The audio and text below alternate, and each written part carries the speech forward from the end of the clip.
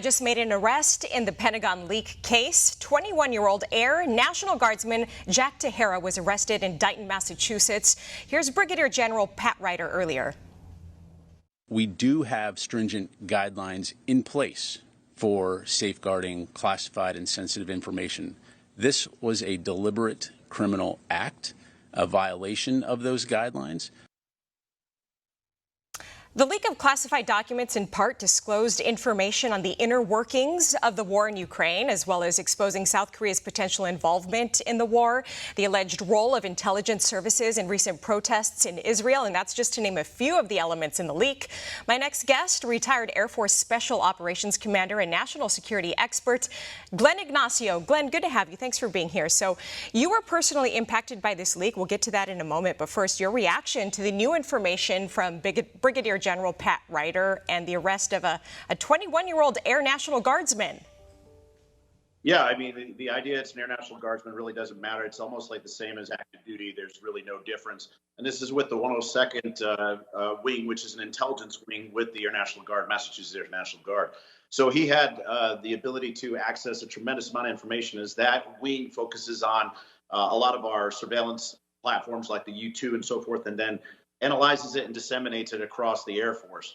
So the idea that that they had access to it is one thing, but it's interesting about how there was a varied amount of activity from not only Ukraine, but also other things happening in Korea. So usually it's just specified in certain compartments. So I'm not sure exactly how he or she would have the ability to see across a large spectrum like I just said. Well, Biden said that he was not concerned about the leaked information. Are you? I would always be concerned about the leak. Anything that has to deal with these type of war plans, estimates, or other intelligence is usually at a top secret SCI level. That means sensitive compartmented information. That means that certain people are only specifically able to get that information. So if I had a top secret SCI and another person does, we don't get to see everything. So it's really sensitive. And the idea that this is disseminated in the public forum without being declassified always has an impact. So to say it's not important when you're affecting allies is absolutely spin. So are you more concerned about the content or that it happened? Both. I mean, the idea that the content is of extremely sensitive nature, where we talk about the estimates that were going on in Ukraine and Russia, and then the intelligence about Korea and other launches, that's critical because it did offend some of our allies. Knowing that they're being spied upon or so forth is definitely going to impact things on a global stage. So there's definitely that needs to be taken care of.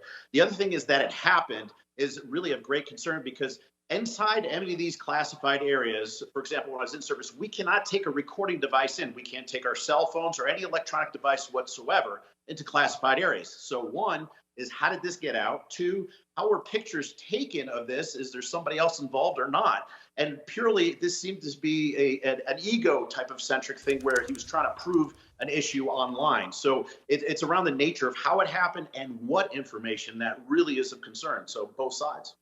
So how does this make the U.S. look? How's this damaging to the United States? Well, it makes us look like we have a lot of housekeeping to do. I mean, it's definitely a thing that we're not doing very well. We've had significant leaks in the past with Private Manning. We had even significant with our systems being leaked with Snowden. And, you saw Manning's sentence was commuted by President Obama. It's like, what is the impact when somebody actually does something wrong?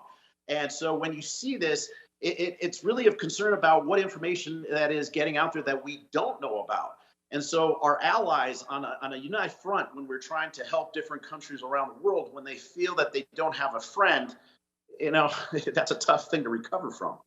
Okay, now let's get to how you were personally impacted by this leak.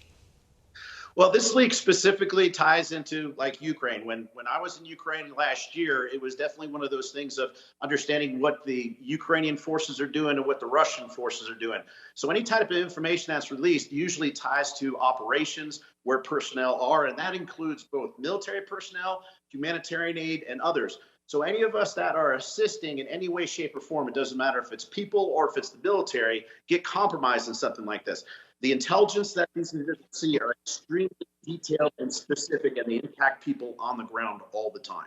Yeah, absolutely. Well, we know the 21-year-old Air National Guardsman was arrested in connection to this leak. So this story has a lot more to come. We'll keep you updated. Glenn, Ignacio, thanks for your time today. Appreciate it. For all our viewers asking